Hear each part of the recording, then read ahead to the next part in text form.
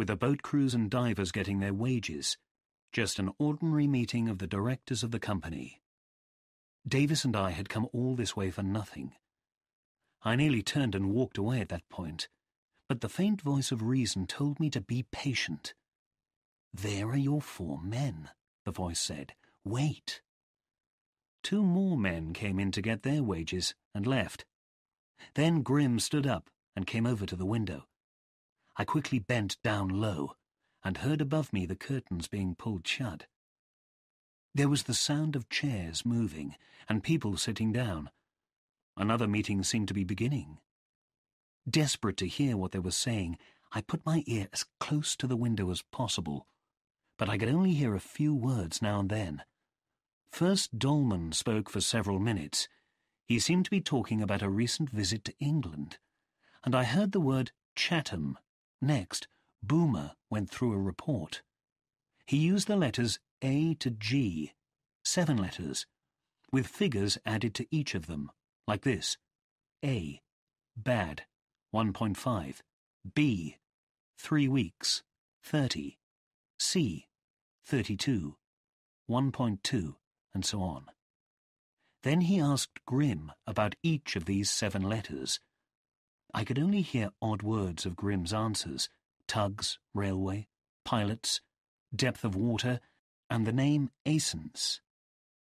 Suddenly I heard Boomer ask about the 2 Englishmen.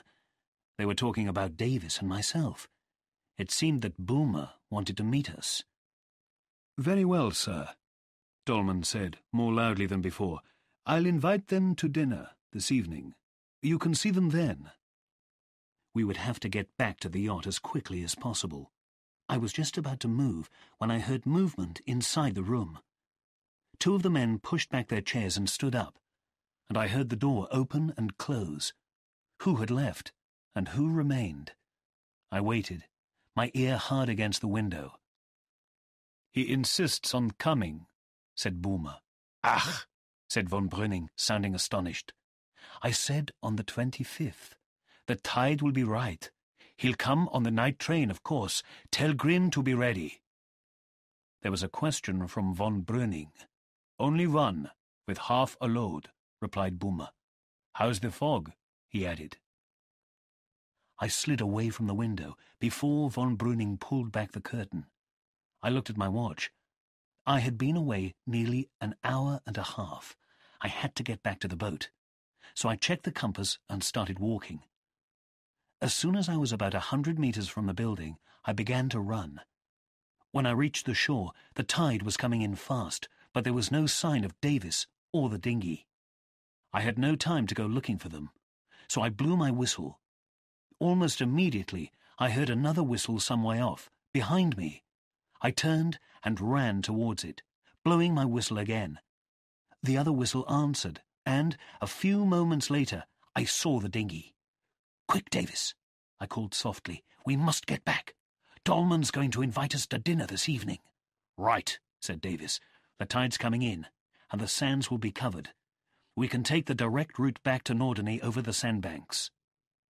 We both rowed, and, with a rising tide to help us, we covered the distance in about 3 hours.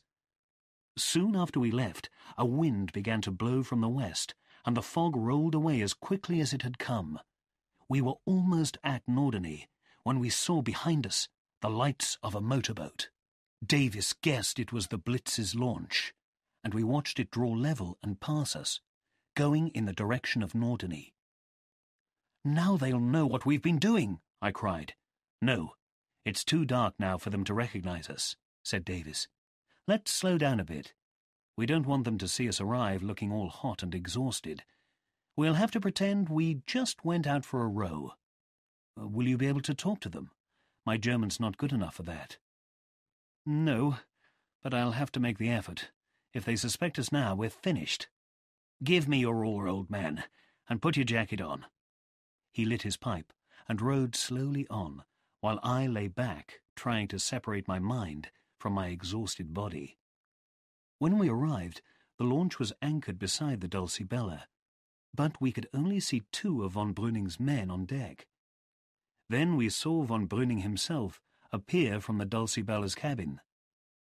"Is that you, Herr Davis?" he said. "We came to see you." Then someone else came up the ladder from the cabin, and Dolman appeared. Davis sat quietly in the dinghy, looking up at his enemy, while Dolman stared down at him from the deck of the Dulcibella. It was fortunate that Davis's expression was hidden in the darkness, but the lights from the launch fell pitilessly on Dolman's smiling face, and showed me the thin lips and cold eyes of the man who had tried to drown my friend. Meanwhile, the third of our uninvited guests, Herr Boomer, had reached the top of the ladder. There they stood, the three of them, like guilty schoolboys caught stealing apples, while we, the true offenders, only had to listen to their explanations. Dolman explained he had seen the yacht in the harbour, and had called on his return from Memer to ask us to dinner at his house. Finding no one on board, he had meant to leave a note for Davis in the cabin. "My friend, Herr Boomer, was eager to see round the yacht, and I knew you would not mind," he added.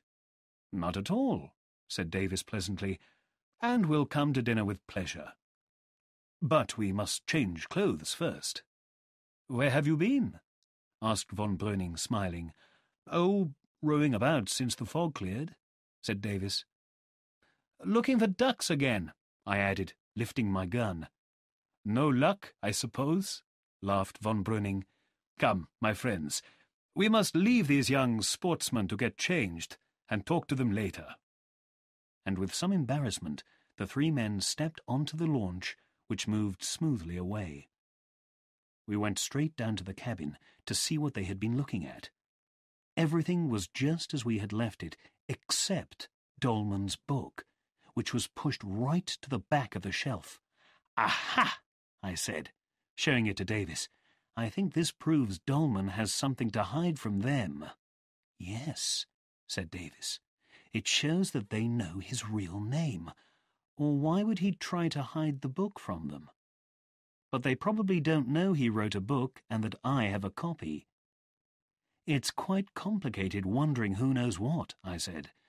"Dolman can't be sure what we know, and must be terrified of the others finding out that we know who he is, if we do.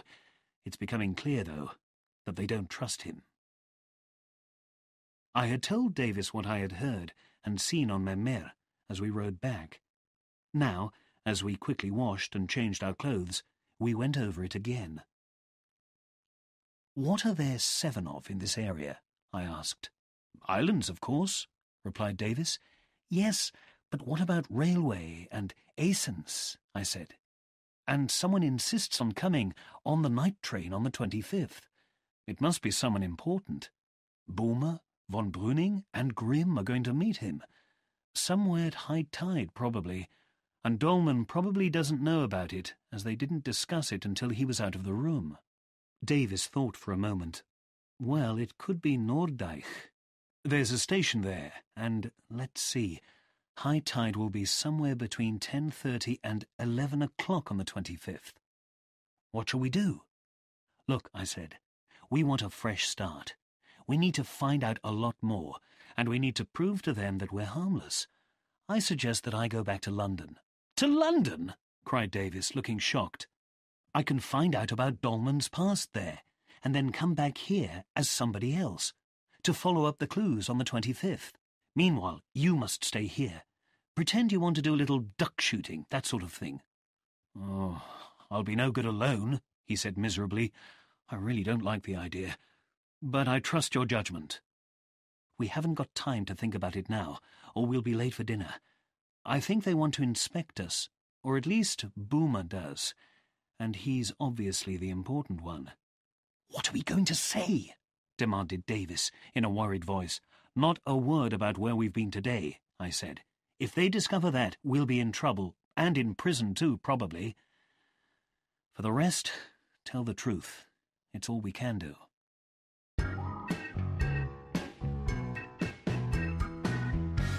Chapter 8. An Evening with the Enemy. When we arrived at the house, a servant showed us into the living room, where a hot wave of perfume and cigarette smoke hit us. The room was richly furnished and overheated, very different from our living conditions on the Dulcibella. Von Brüning, looking relaxed as usual, was talking to Clara on a sofa, while Dolman rose from an armchair to greet us, and Boomer appeared from a doorway. Dolman welcomed us politely enough, but his intelligent eyes did not leave us for a moment, and there was a certain falseness in his manner. He introduced me to his wife, Clara's stepmother. She was a large, handsome woman with unnaturally dark hair and red lips, wearing a low-cut evening dress. I may add that she was unmistakably German. It was clear that her main concern was to encourage von Brüning and Clara to take an interest in each other. Clara was trying to avoid looking at us. I hoped she hadn't told her father about her visit to us on the yacht. She was doing her best to appear normal, but at times I caught an expression of deep misery on her lovely face. "Well, are we never going to have dinner?" cried Frau Dolman impatiently, and we all moved into the dining room, where we sat down around a large table. I was beginning to feel the effects of my long day's rowing, and the heat and my anxiety made me feel quite faint. But a glass of wine and some excellent food soon concentrated my mind on the dangers of our situation. "I'm leaving, Davis, you know," I said lightly to the whole table. "Life on the Dulcibella is too hard for a lazy weekend sailor like me." There was silence, until von Brüning said, "Why are you going so suddenly, Herr Carruthers?" "Oh, didn't I tell you I had to call at the post office for letters? I received 2 from my boss, and he wants me back in London at once, unfortunately." Another uncomfortable silence was broken by Dolman, who turned to Davis and began, "By the way, I ought to apologize to you for—" This was something I did not want to appear involved in, so I said to Frau Dolman, "How awful the fog was today." "Have you been in the harbour all day?" she asked. "Oh, yes. We couldn't leave the yacht alone in the fog," I replied, with professional seriousness. Von Brüning joined in with a laugh. "I don't think that's your opinion. You are much too fond of dry land." Meanwhile, I could hear Davis and Dolman discussing the Hohenhörn. "My fault and quite safe," I heard my friend say. Suddenly, Boomer, who had been looking closely at them both, turned and said to me, "So, when are you setting out for England? Tomorrow?" "Yes, there's a ferry at 8:15 in the morning, I think." "Good. We shall be companions. I'm going to Bremen, so we'll travel as far as Lier together. How pleasant." "Very," I agreed. "Is this only a short stay for you?" "The same as usual. I visit the work at Mermer once a month and spend a night or 2 here." I decided to play a dangerous game.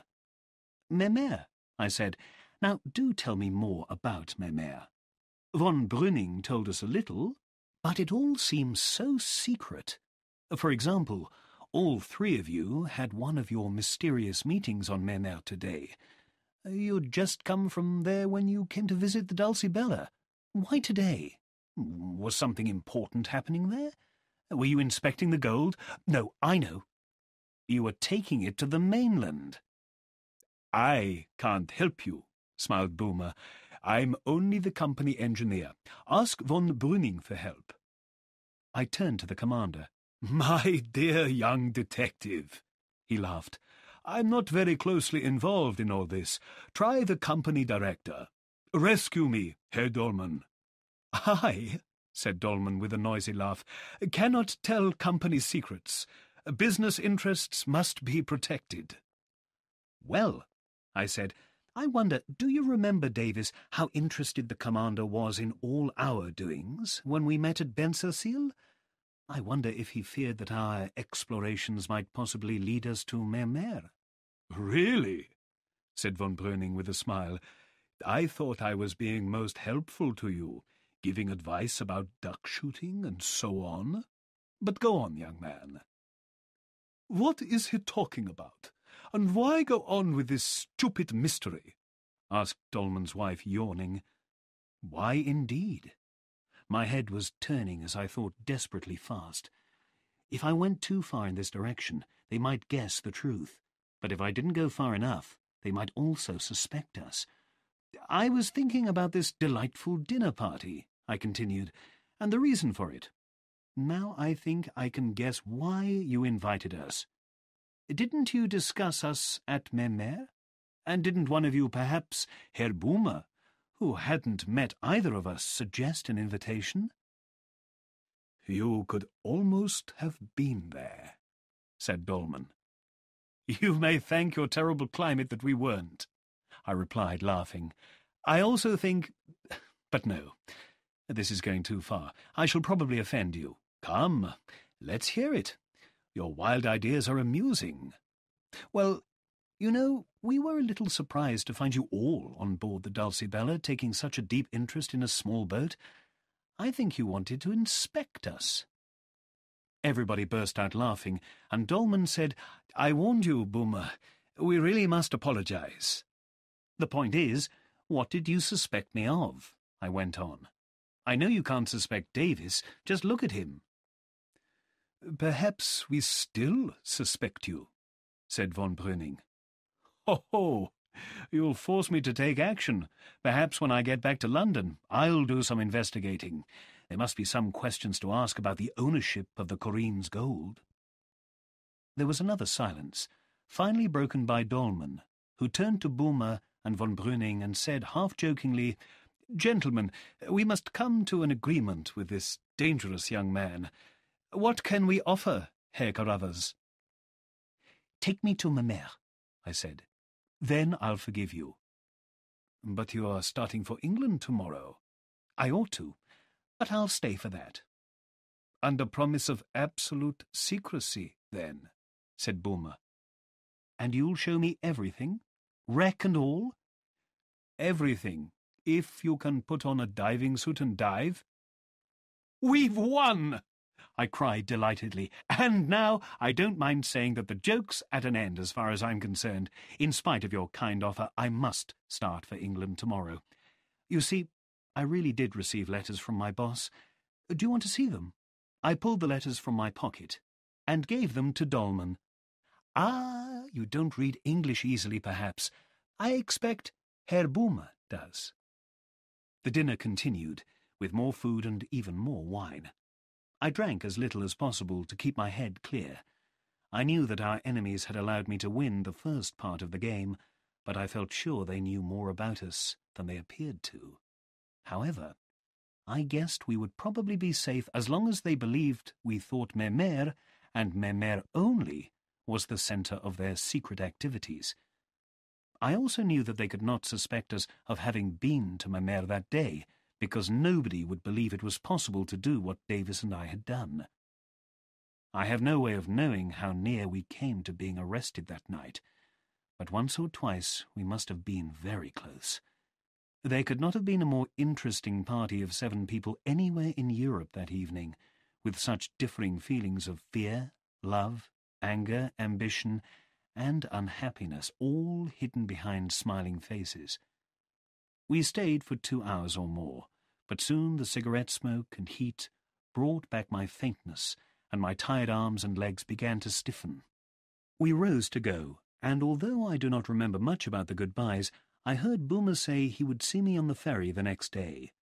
Von Brüning was staying at the house a little longer.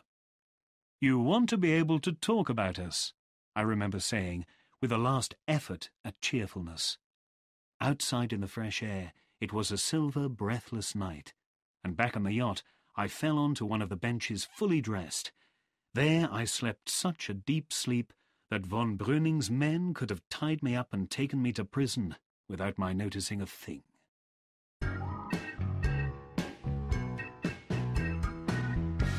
Chapter 9.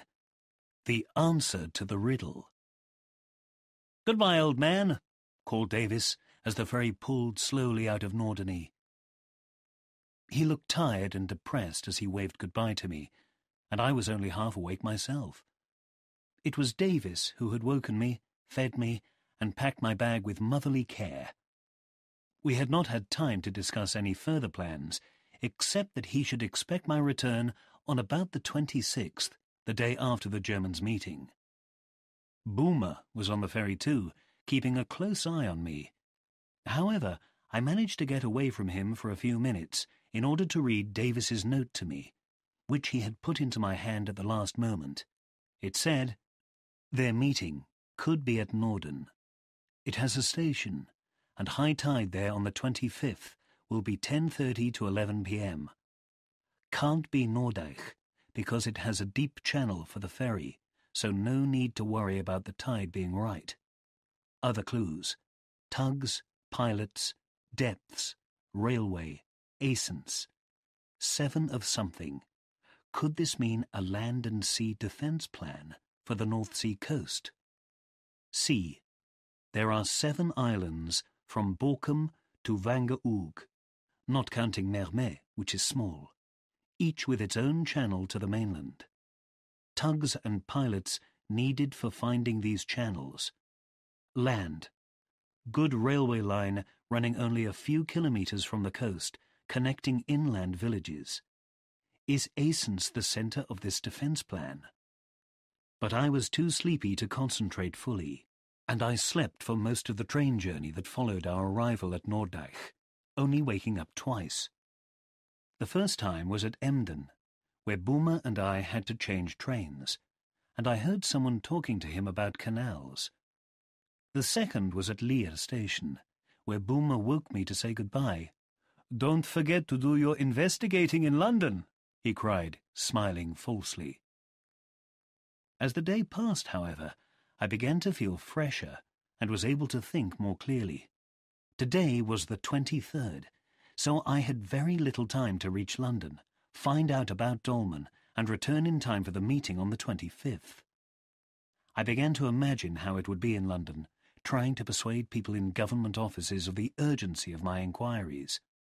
"Oh, will you leave a note, sir?" Or "Come back next week to see Mr. So-and-so." People are cautious, unwilling to give out information unless they are forced to. And the Navy!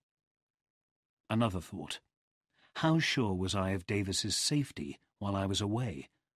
Might they offer to take him to Mermet, put him in a diving suit, cut off the air— Stop! That was nonsense. But I had already decided there was no point in returning to London.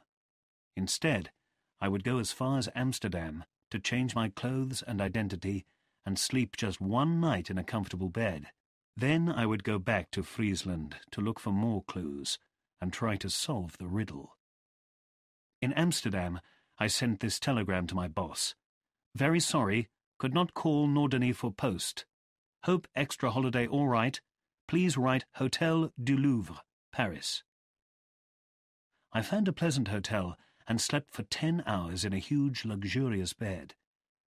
Early next morning, I was on a train travelling back the way I had come, wearing some old seaman's clothes, which I had bought from a second-hand clothes shop. I was now an ordinary English seaman, going to Emden to join his ship. All day, as I was carried through the Dutch and German countryside, I puzzled over the clues we had gathered. Davis was probably right, and Norden was the place for the meeting on the 25th. The tide will be right, they had said at Memer, and high tide was between 10:30 and 11 p.m. My train timetable told me there was a night train, too, leaving at 7:43 p.m. and stopping at all the villages east of Norden.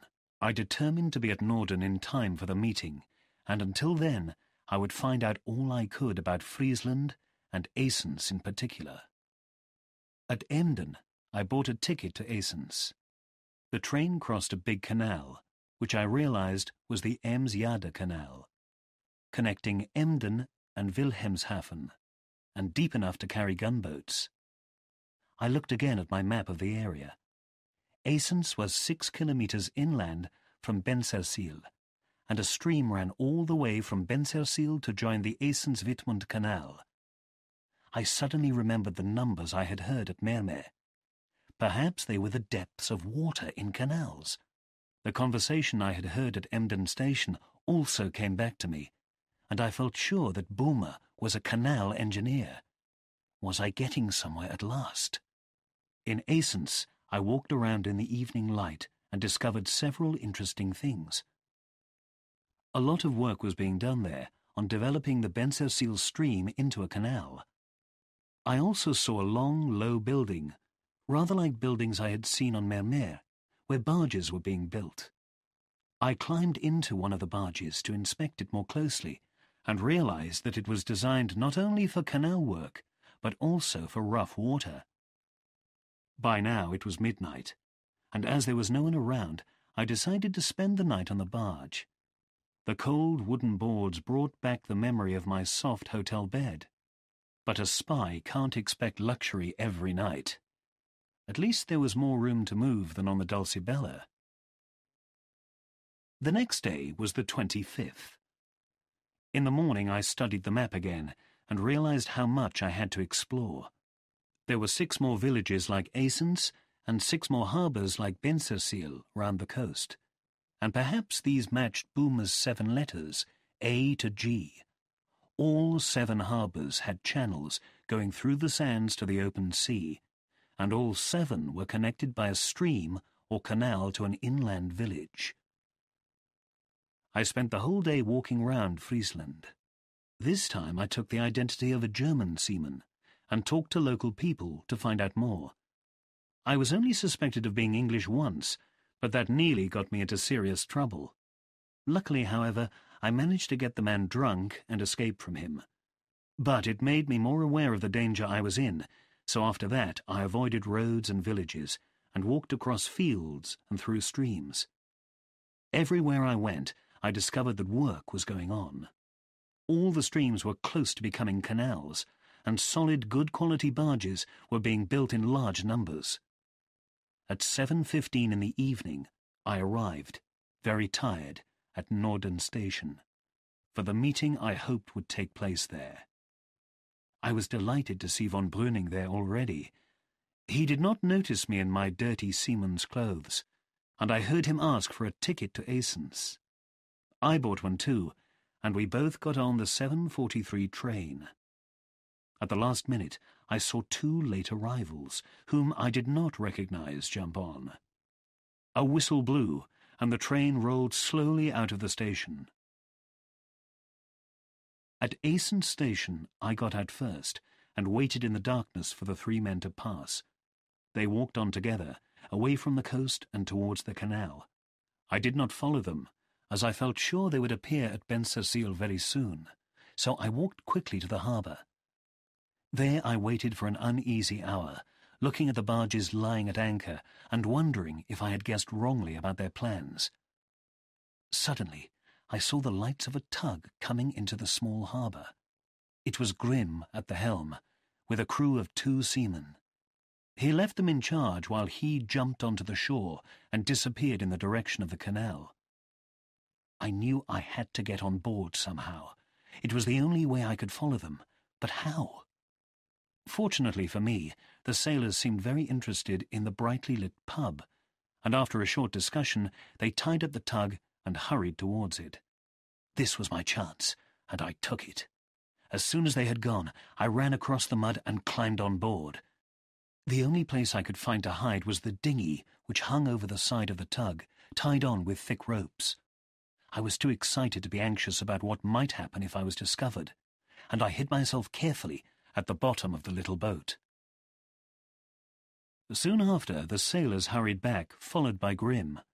The engine started, and the tug moved slowly away, and then stopped. I heard footsteps from the direction of the canal, and 3 people jumped onto the deck. We were off again, and this time the tug seemed to be pulling something. What was it? A barge, of course. I had seen one, half loaded with bricks, lying near the tug in the harbour.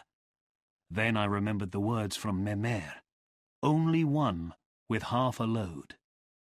Cautiously, I looked over the edge of the dinghy and realized we were travelling west, towards Norderney, or Mermer, perhaps. I was perfectly safe, but only until the dinghy was needed. Grimm was steering, and the 3 passengers were standing at the back of the tug, watching the barge moving smoothly behind us. I recognized tall, bearded von Brüning and short, fat Boomer, And the third man must be he who insists on coming. I was almost sure I knew who he was. Now the tug moved northwards, aiming for the channel between Langeoog and Baltrum. We were taking the open sea route, as the tide was falling, and it would be impossible to cross the sandbanks in the dark. Once through the channel, I expected us to turn west towards Norderney, but we carried on out to sea, where the water was a good deal rougher. After a while the tug began to turn, and made one complete circle, though for what purpose I had no idea. The behaviour of the three passengers was also puzzling.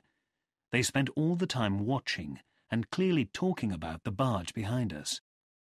Finally, we turned west again, in the direction of Mémère. And then, at last, I understood. This was the way to England, too. What I had just witnessed was a rehearsal for an invasion. This trial trip was designed to show how tugs could pull sea-going barges carrying soldiers and their weapons, hundreds of barges carrying thousands of soldiers. This army would gather, not in some great naval harbour, but on an unimportant piece of coast, hidden behind the sandbanks of the Frisian Islands, where nobody would expect an invasion to start from. The barges would be brought down the canals to 7 tiny harbours, and when the tide was right, the tugs would pull them through the channels that led between the islands to the open sea, and on to England, and its undefended east coast. It was such a daring and clever plan that I found it difficult to believe, but I knew it must be true. Davis and I had never seriously considered that Dolman and his friends had a plan of attack. We had only ever thought of it as a defensive action, but bit by bit, the pieces of the puzzle fell into place, and I had solved the riddle at last. I was still lost in these thoughts when the tug passed Norderney town and turned south. We were taking the narrow channel to Noordeich, where the passengers would probably land, and I would very likely be discovered in my hiding place. Somehow I had to escape. Only a kilometre away was the Dulcibella and Davis, if he was safe. What would he do in this situation? The tide was falling, and we were crossing the sandbanks. A wild idea came to me. I looked quickly at my watch, by the light of a match. It was 2:30 a.m. Low tide would be about 5 o'clock. The tug would be aground until about 7:30 a.m., not in any danger, but safely out of the way. Grim was below, in the cabin with his 3 passengers, while one of the crew was at the helm, with his back to me. Grim and I were about the same height, and he had left his coat at the top of the ladder down to the cabin. I climbed very quietly out of the dinghy, put on his coat, and pulled my hat down to hide my face. Confidently, I walked up to the helmsman and touched him on the arm, as I had seen Grim do earlier. The man, used to such commands from his silent captain, moved obediently away. My plan developed beautifully. I took the helm and kept the tug in the channel, between the boys, until I felt the moment had come. Then I suddenly turned the wheel as hard as I could to the right. The seaman shouted a warning, but he was too late. The tug crashed into the sandbank at full speed, and the wheel went stiff in my hands. We were aground. I think it is safe to say that I was the only one on board who behaved with calmness and common sense in the minutes that followed. Grim was on deck in seconds, shouting angrily at his crew, and the passengers soon joined in. The wind, darkness and rain made the confusion worse. Unnoticed, I threw off Grim's coat and ran back to the dinghy. On the way, I bumped into the unknown passenger, he who insists. He thought I was one of Grim's men and offered to help me. I saw his face close up and realized immediately that my earlier suspicion was correct. The leader of the country can, after all, insist on what he likes. The passenger and I cut the dinghy's ropes, and the boat hit the water with a loud splash. "Lower the boat!" I heard Grim shout, but we had already done it. I jumped in and took up the oars. The wind and tide caught me and carried me rapidly northwards. I was very quickly out of sight of the barge and began to row towards Norderney with the tide. There was an outburst of shouting which soon died away. They would be held tight on the sandbank for at least 5 hours.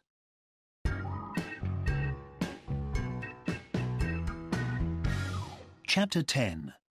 The Last Voyage. It was impossible to miss the way, and, helped by the wind and tide, I made short work of the journey. But where was the Dulcibella? Not where I had left her.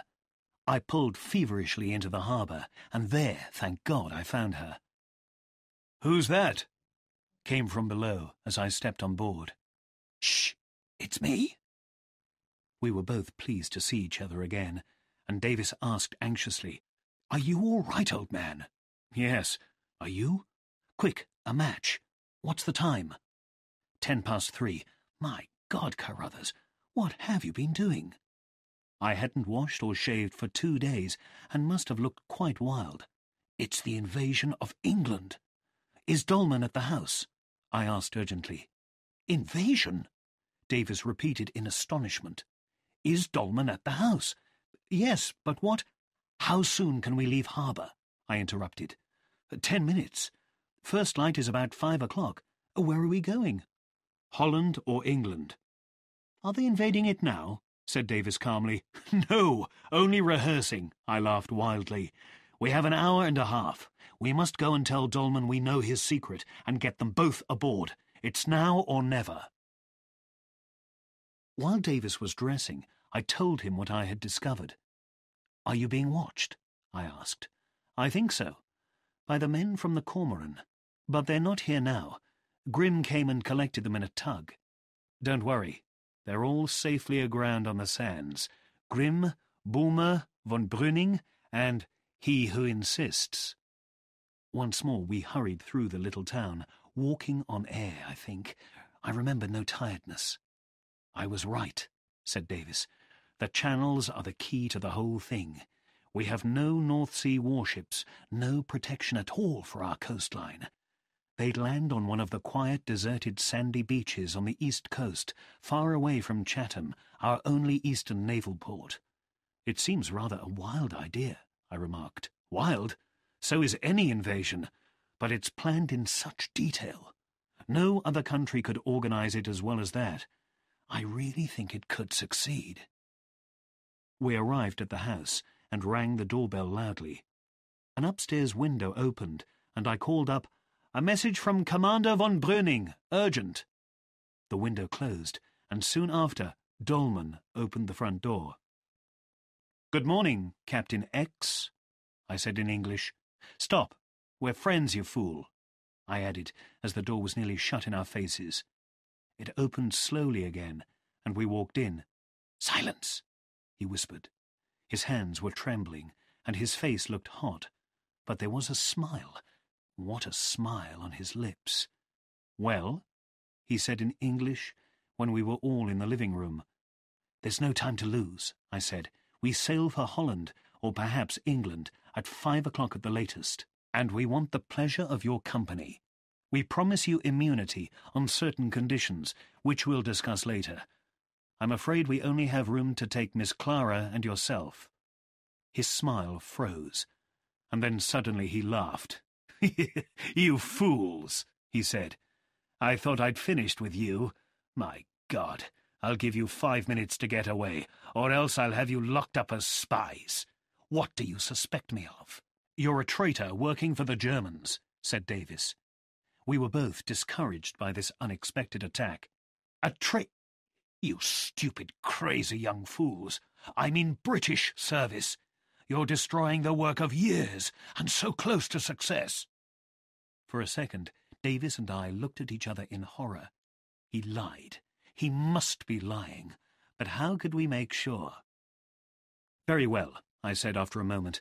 "We'll leave, as it seems we've made a mistake. Silence, Davis. But we should tell you we know everything. I was taking notes at Memer the other afternoon." "At Memer? In the fog? Impossible." "Difficult, but not impossible. I heard you reporting on Chatham, and Boomer talking about the German A to G plan of defence. Of course, all that doesn't matter. Now we know you're on the right side." "Not so loud." Dolman was lost in thought for a moment, and then said, "I congratulate you, gentlemen, on your discoveries. But I shall have to have you arrested, or I myself may be suspected." "I'm sorry," I interrupted. "We're short of time. At Mermer I heard your friends make an appointment behind your back, and I took the trouble to attend the meeting. It was a rehearsal for the invasion of England. No, don't touch that gun. You see, you can arrest us if you like, but the secret's in safe hands. My London lawyer has the facts." "You lie." He was right, but he could not know it. He fell into an armchair and seemed to grow older and greyer as we watched. "What did you say about immunity and Clara?" he whispered. "We're friends! We're friends!" burst out Davis, with a break in his voice. "We want to help you both." Through a sudden mist over my eyes, I saw him walk over and lay his hand on Dolman's shoulder. "Come with us. Wake her. Tell her. It'll be too late soon." "Tell her? I can't tell her. You tell her, boy." His shoulders were bent, and his head was in his hands. Davis turned to me. "You go up, Carruthers," he said. "Look at me.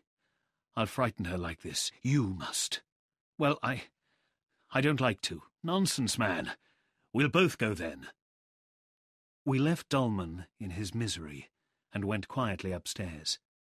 A bedroom door was half open, and in the doorway stood a white figure. "What is it, Father?" she called in a whisper. I pushed Davis forward, but he would not say anything. "Don't be afraid," I said. "It's Carruthers and Davis. May we come in just for a moment?" I gently opened the door wider while she stepped back and put one hand to her lovely throat. "Please come downstairs," I continued.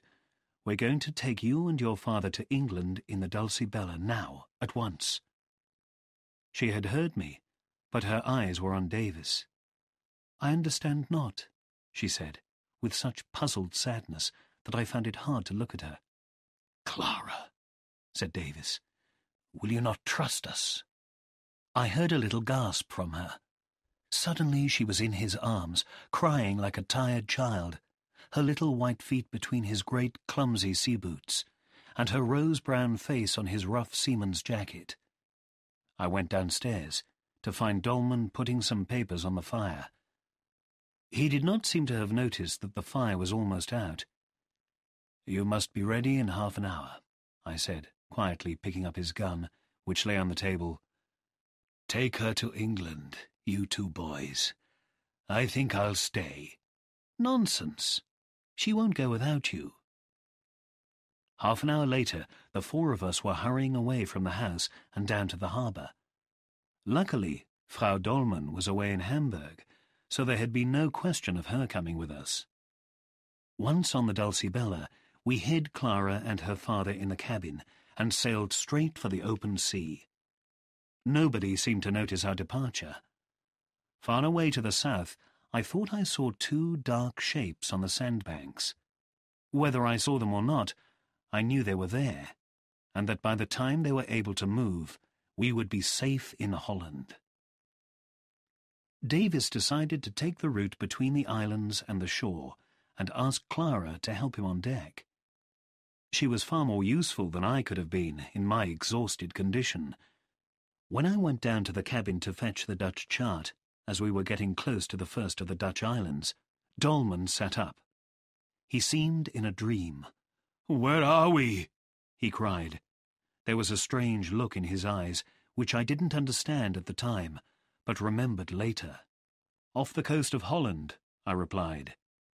I fell asleep soon afterwards, with the yacht rolling and the waves splashing all around me. I did not witness what happened next, since by the time I had heard Davis's cry and climbed up on deck, it was all over. This is his account of the event. X came up on deck soon after you went below. He offered to take the helm and show me a shortcut, but I knew that one, so I didn't accept his offer. He said nothing and sat behind us, safe enough. Then, to my surprise, he began to talk very sensibly to me about the Channel and the boys and so on. Well, we came to a difficult bit where I had to concentrate on the helm and the chart, and Clara was busy with the sails, and, well, I happened to look round, and he was gone.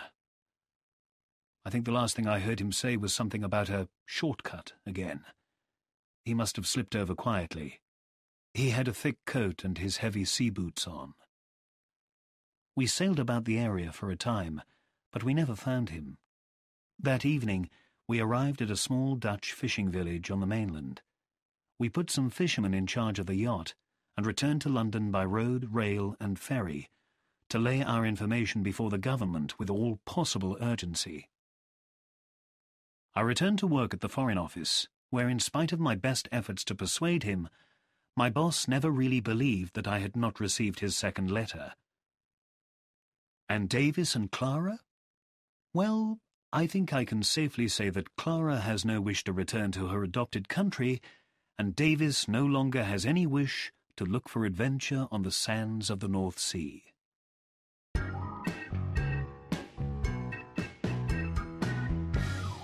A warning for the future. Lying on my writing table, and partly damaged by fire, there is an interesting document. It is a copy of a secret plan for the invasion of England by Germany. Although it is unsigned, it was taken by Carruthers from the fireplace of Dolman's house at Norderney, so it is quite clear who wrote it. I shall describe what it says, especially for those people who still think Britain is in no danger of being attacked by Germany. It was an extremely clever plan, based on perfect organization and perfect secrecy. Special barges would be built near 7 small coastal harbours, which are hidden from view by the Frisian Islands. At high tide, and under cover of darkness, these barges, carrying German soldiers, would be pulled by tugs through the channels between the sandbanks. They would then cross the North Sea and attack the east coast of Britain. The writer of the document explains the plan in detail. All the work and preparation would be organized by 4 men: the writer, von Brüning, Boomer, and Grimm, and these 4 men alone would know the whole plan. Britain would in no way be prepared for such an attack, and the writer is sure that Germany has a good chance of succeeding if the plan is carried out.